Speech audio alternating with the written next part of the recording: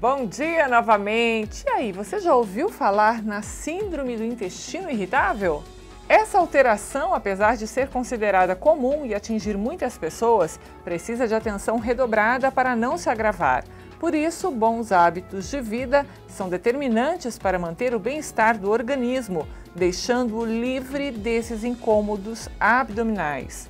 A nutricionista Caroline Doneda está conosco hoje e vai falar exatamente sobre síndrome do intestino irritável. Bom dia, Carol, tudo bem? Bom dia, é um prazer estar aqui mais uma vez, Sarai. Bom, Carol, prazer é sempre nosso. O que caracteriza esse tipo de síndrome?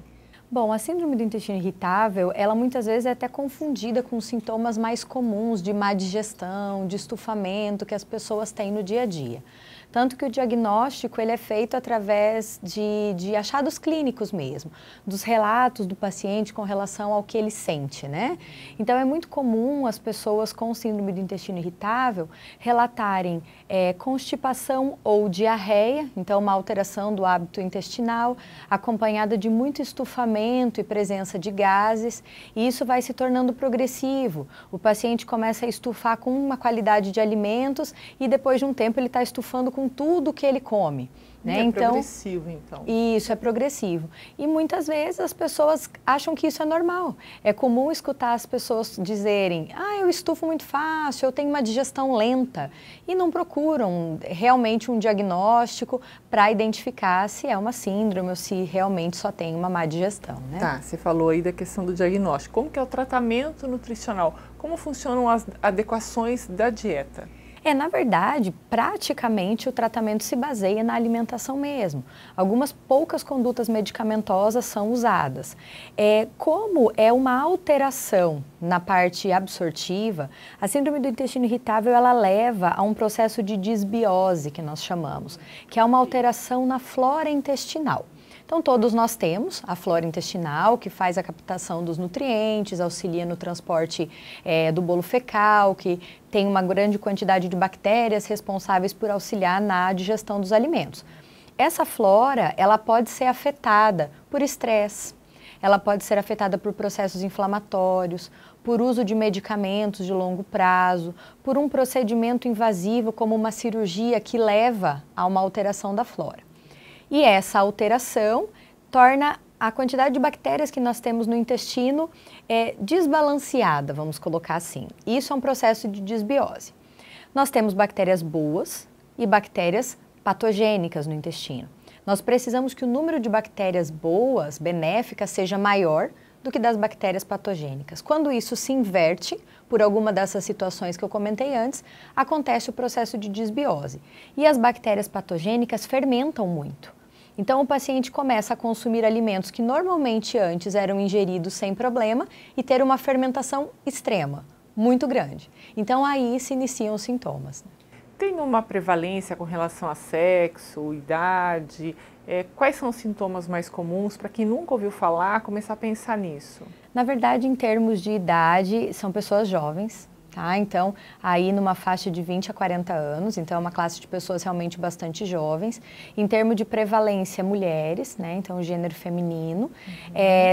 Em termos de sintomas, além da questão da alteração do hábito intestinal, diarreia ou constipação e o estufamento, é sempre interessante as pessoas tentarem fazer uma relação. Eu tenho estufamento ou eu tenho diarreia e isso fica mais acentuado num dia que eu estou mais nervoso ou mais ansioso ou após uma situação que me desencadeou um estado emocional alterado.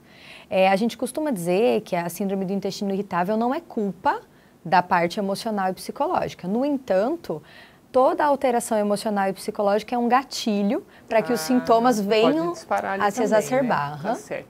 Você está falando, eu estou lembrando, as pessoas ouvem, mas o sintoma, a questão do hábito intestinal alterado, a questão do estufamento, são sintomas muito parecidos com outros tipos de doenças ou alterações do trato gastrointestinal, né?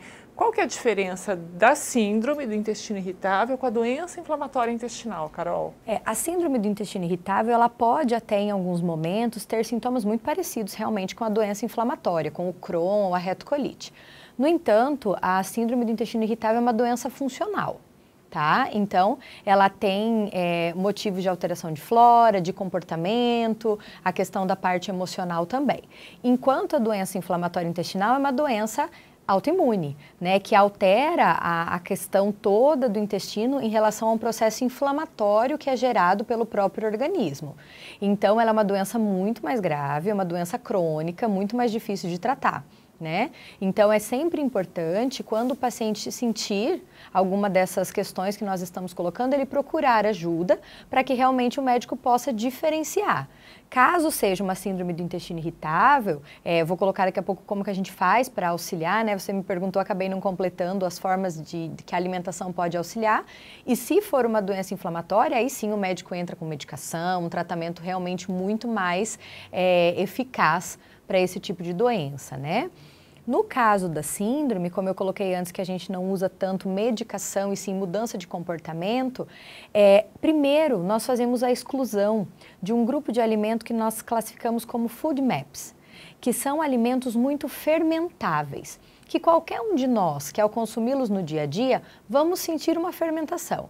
Mas esses pacientes têm muito maior, né, reação com isso, que é o feijão, a cebola, o alho, o repolho, por exemplo, as farinhas à base de trigo, os derivados de leite, que são alimentos que já fermentam naturalmente.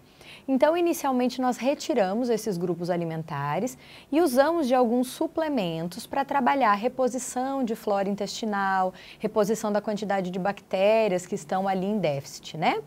E depois desse tratamento inicial, na maioria dos casos, nós conseguimos reintroduzir os grupos alimentares e em quantidades moderadas esses pacientes conseguem ter uma alimentação minimamente normal. Carol, essas pessoas que têm esse tipo de síndrome, elas conseguem ter uma qualidade de vida razoável? Essa condição é para sempre ou um dia isso vai acabar? Existem pacientes que têm um episódio, né, da potencialização ali da síndrome. E muitos pacientes têm recidivas, então ela vai e volta, né? Tendo um gatilho, ela acaba voltando.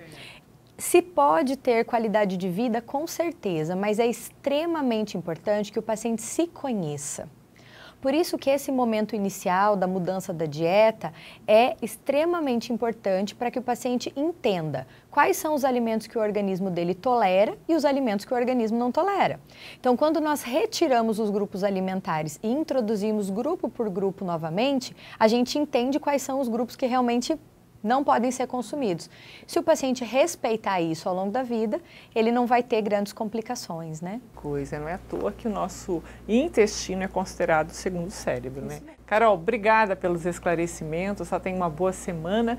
E se você tiver alguma dúvida, já sabe, pode escrever para a gente, jornalismo@medicinesaude.tv.br, que a gente vai entregar para a nutricionista, para a Carol, que vai dar um jeitinho de vir aqui e esclarecer tudo para vocês, ok? Obrigada mais uma vez, Carol. Obrigada. E olha, no próximo bloco, Farmacêutica explica como é a segurança da cadeia medicamentosa em uma clínica médica. Rapidinho, a gente volta em instantes.